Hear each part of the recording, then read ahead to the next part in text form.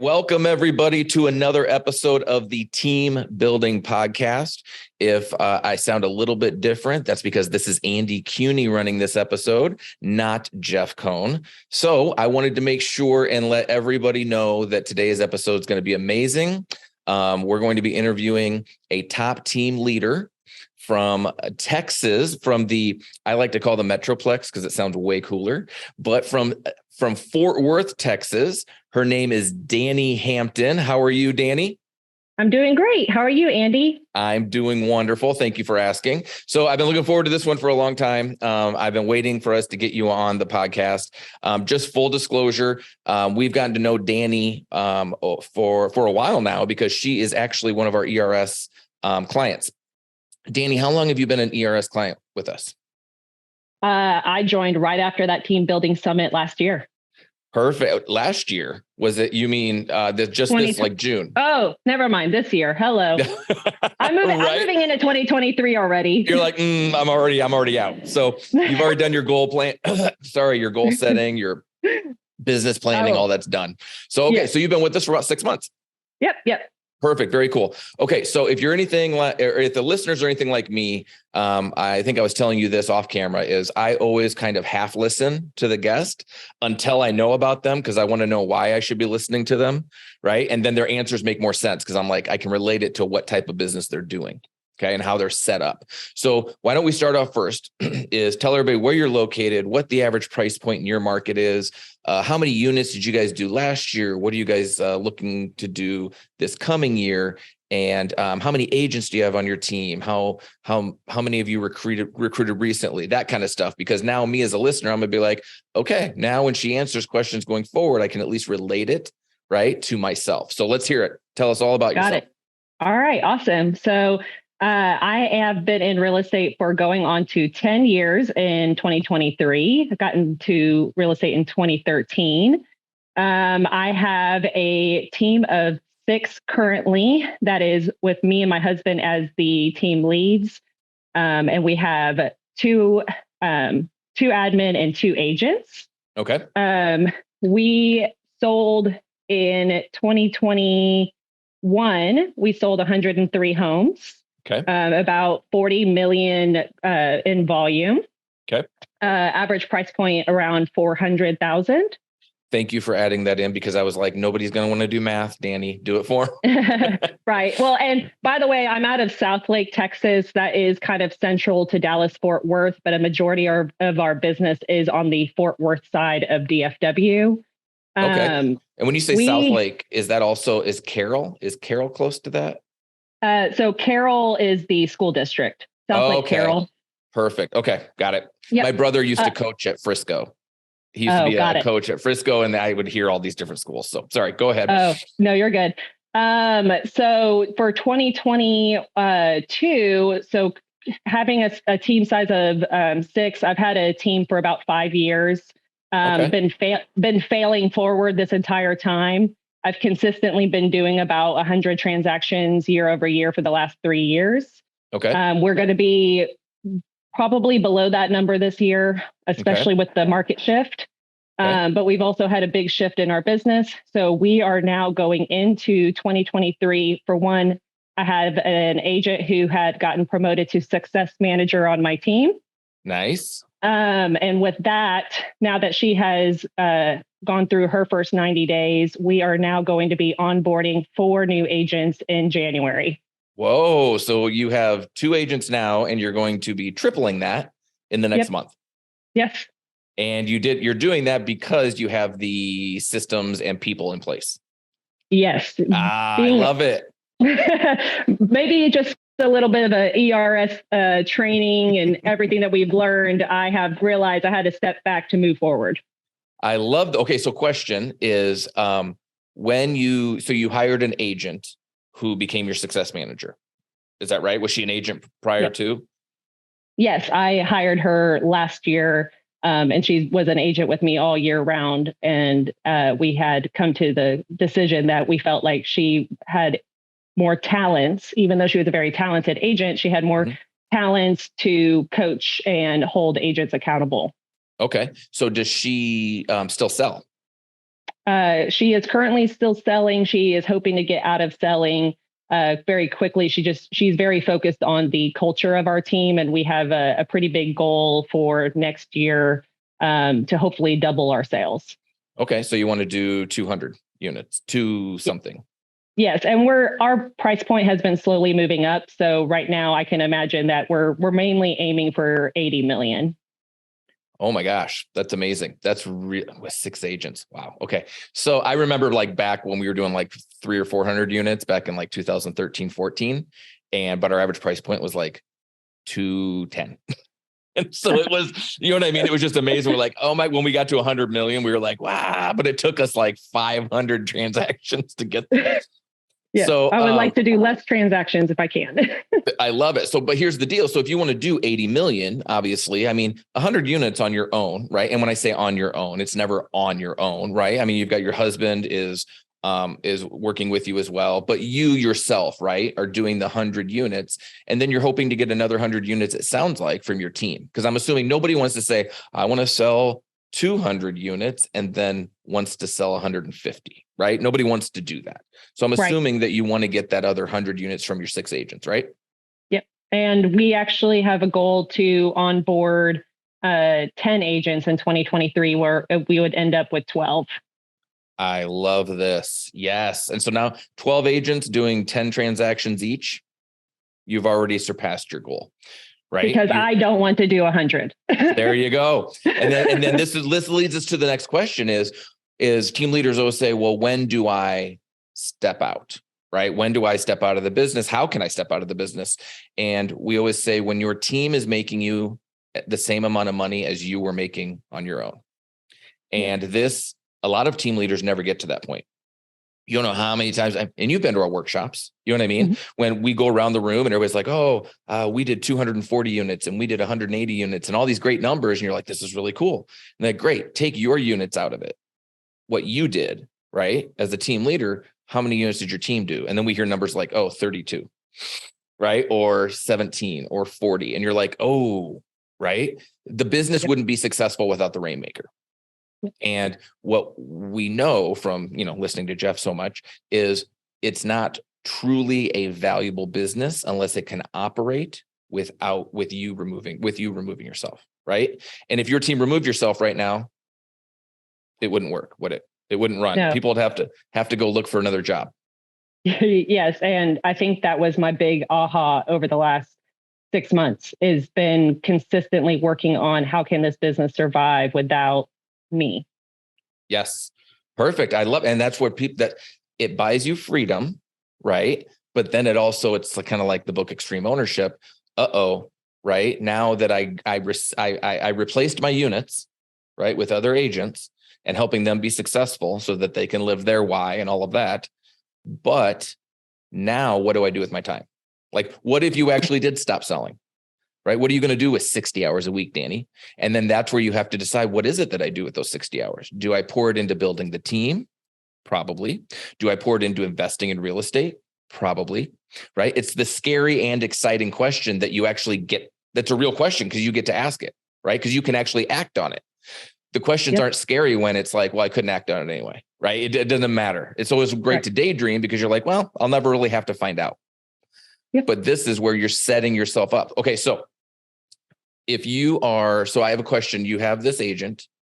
What was her? Christine, right? Is her name? Yes. Yeah. Christine. So Christine's crushing as an agent, and that's probably a hit too, because you're like, oh, I have this agent who's doing units, and now I'm going to have them stop doing units, right? And have them do other things. And that was we always found that out is we had our growth over the years where we would keep continuing to grow, but we would be removing our top agents to put them in positions of leadership. Oh, yep. And you always have to replace those units, and it seems almost counterproductive, right? But that also comes from a mindset of scarcity. We have to, as leaders, say to that person, is it your goal to want to sell 40 units again? Or is it your goal to want to have other opportunities? Right. And obviously Christine wanted to have other opportunities. Right. And you had Oh, go ahead. There's a story here. Well, I was just going to say, I think mainly because we dived into obviously coaching this year when Christine was kind of new to our world, and she obviously was an agent and she was doing a great job, but I could tell that she wasn't feeling fulfilled by the transactions. Gotcha. Okay. And I think she saw that leadership opportunity. And I think she saw a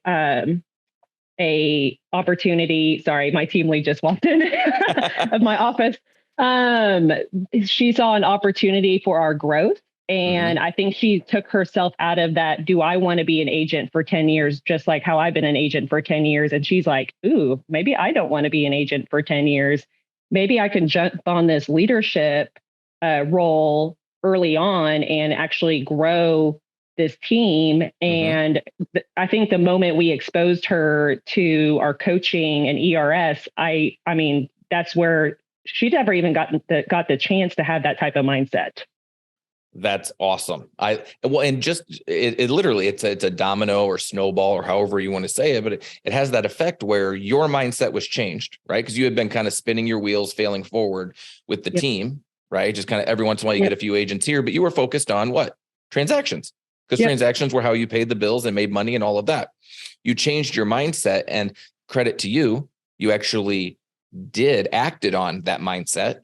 And you created opportunities for somebody to come in your world. Imagine if you would not have had that mindset, right? You had not changed your mindset and then acted on it.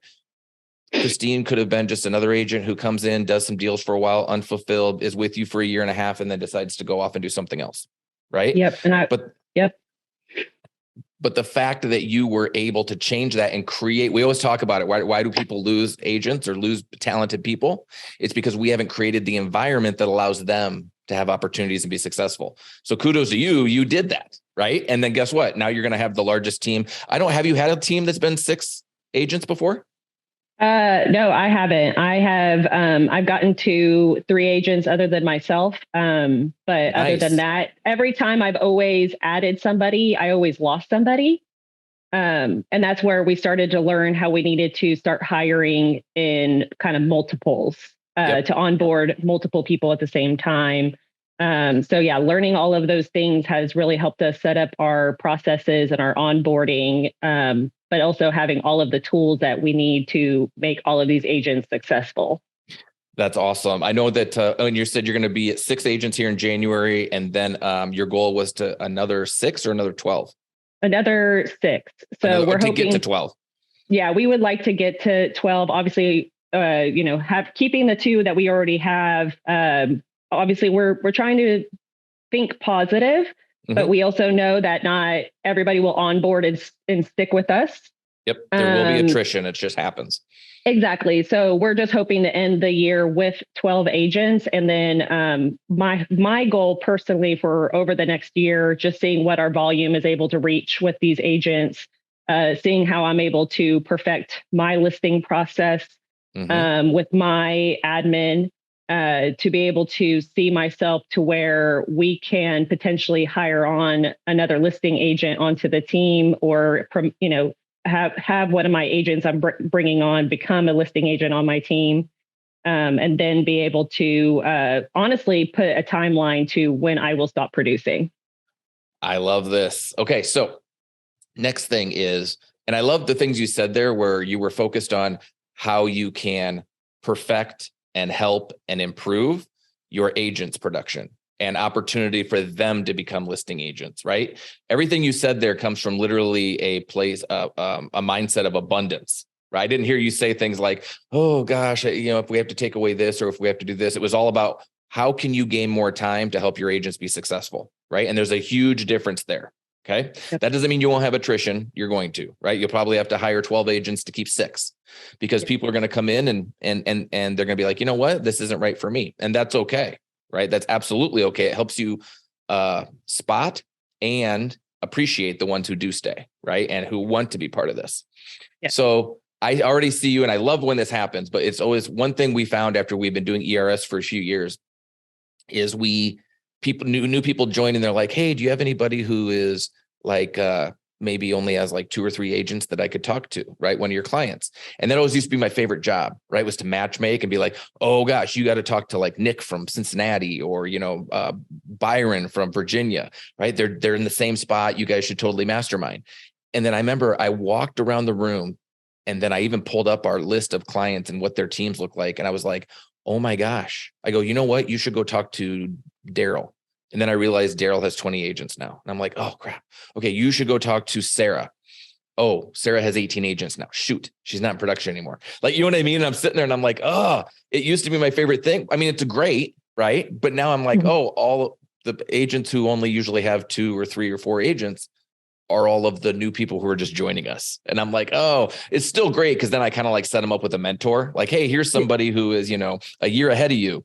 So, but right. I just love the fact is it's not easy. What you're doing is not easy. Right. And you're doing it while selling 100 houses. Yeah. Okay? There are people who are right listening to this. They're like, selling 100 houses sounds horrible, let alone being successful doing all the other stuff. Right. And so I'm excited and a little bit jealous, right, of the agents, because not even Jeff sold 100 houses on his own, right? I think he capped out one year at like 75. So you have to, and I so hope he listens to this podcast so he can hear me out. So, but that's what I want. You know what I mean? You have to be credited with that. Is not only 3 things I heard there that should be feathers in your cap.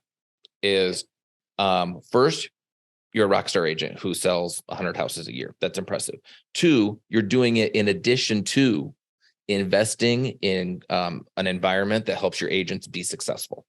And 3, everything you've said and the way you've said it tells me that you're not looking to sell more houses, you're looking to figure out ways where you can invest in your agents, right? So this is, if I was in the Dallas-Fort Worth area, I would probably be reaching out to you to see if I could be part of your team. Are you hiring, by the way? Because my brother just moved back down to Frisco. So, all right, I'll send you my link. You have a link, like a recruiting link. Yes, I do. So cool. Honestly, right now, I think just kind of being able to process everything I've learned is selling 100 houses a year truly was not sustainable for my mental health. Truly just I'm also a wife and a mother. Mm-hmm. So being able to create that balance and also just remember what my why is and creating that legacy in the future I want my children to be able to grow into. I realize that I can't do this every year, but I have found a lot of fulfillment seeing agents succeed within my organization. And then I started to see my organization move, beyond me as far as, I started as Dani Hampton Group, mm-hmm. and now we're mainly DHG. So we just pretty much abbreviate. Everybody says DHG and they usually know who they're talking about, which is really cool for branding purposes. Yep. But we, just taking my name out of it, but being a brand that people feel, they feel excited to be a part of. Best of both worlds, right? You still get the cachet from what the Dani Hampton Group had accomplished up to now, but yep. You also get to remove kind of the ego portion of it when you bring in new agents where they don't have to be, right? They don't have to walk into a listing presentation and say, hi, I'm Sarah with somebody else's real estate team, yep. Right? Instead, they get to be, nope, I'm Sarah with the DH Group, right? This is, they're not going to ask, well, where's Dani, right? Why don't I have Dani sitting in front of me? I remember people all the time, used to be like, oh, when Jeff first switched it, right, over to the Omaha's Elite Real Estate Group. And I would sit down, they'd be like, well, where's Jeff? And I was like, you don't want Jeff. And they're like, why not? And I go, because Jeff's too busy to be here right now. And I'm not. Right. I'm like, you want me. And so, but those were questions that we would have to battle. And I love that again, right? Because we've talked on podcasts before, you can't fill the bank account and the ego account at the same time. Right. And sometimes we're filling the ego account even when we didn't think we were, right? It was like, well, what are you talking about? And right. And you were forward thinking enough or open-minded enough to be like, you know what, where are these things that I can do to open up the possibilities for the agents coming on my team, remove roadblocks for them. I tell our agents all the time, I go, it's not just my job to educate you. It's my job to remove as many excuses as possible. And they're like, what do you mean by that? I said, it's my job to remove all of the excuses that you could possibly use so that when you wake up in the morning, your only job is to go do real estate and not look around and be like, oh, there's all these opportunities for me to say, this is why it didn't happen. And that's my job as a leader for them, right? Is to educate them. One thing I want to say, because you said, you talked about your why. Shameless plug, I'm actually doing the Team Leader Thursday call today with all of our ERS team leaders. And it is all about not only finding out what your why is and how to calculate it, but then we're going to reverse engineer that. And we're going to go through the exercise with our team leaders so that they can do it with their agents. So I'm really excited about today's call. It's one of my most fun ones because it gets a little honest. Right. I always love that. It gets a little more honest and a little less surfacey. So it's one of my favorites. But Dani, I have a question for you. Everything you've done is impressive. Okay. Thanks. Now, my next question is, what if I live in Seattle, Washington, and I'm like, holy crap, that Dani Hampton woman is impressive, and I want to call and just mastermind with her. Or I'm an agent who lives in the Dallas-Fort Worth Metroplex area, and I'm like, ooh, I want to reach out to her. How do people get a hold of you? I don't know if this sounds sad, but I definitely live through social media. So I chat with a lot of agents across the country, and definitely across the Metroplex. I even personally had started doing my own social media coaching. Nice. Just because that was how I started my business. I did not have a sphere.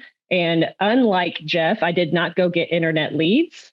I was in that moment, I felt broken. I had a broke mindset.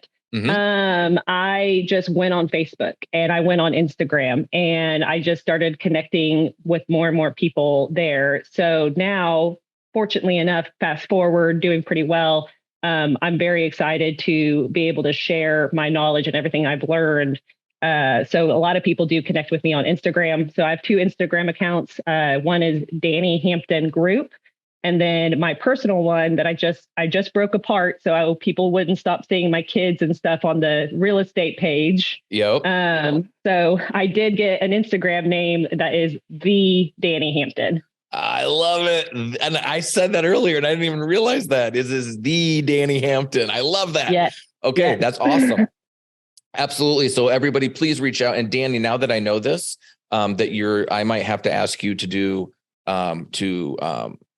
come in and do a guest spot on one of our ERS coaching when we cover social media for our agents. Would you be willing to step in on some Monday and do that for our agents? Absolutely. I would love that. Oh, perfect. Okay, Dani, you're amazing. Everybody remember it's the Dani Hampton, right? On Instagram. Yep. Go ahead and reach out to her. She's amazing. Yes, she sells 100 houses. Yes, she's building a team.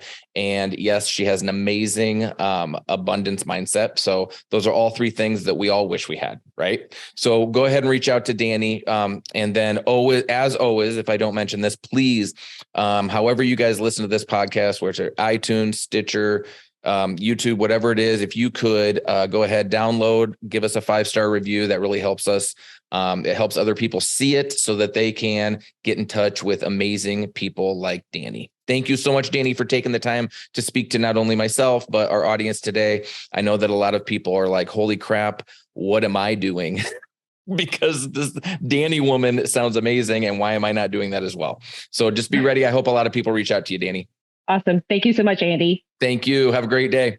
You too. Bye. Bye-bye.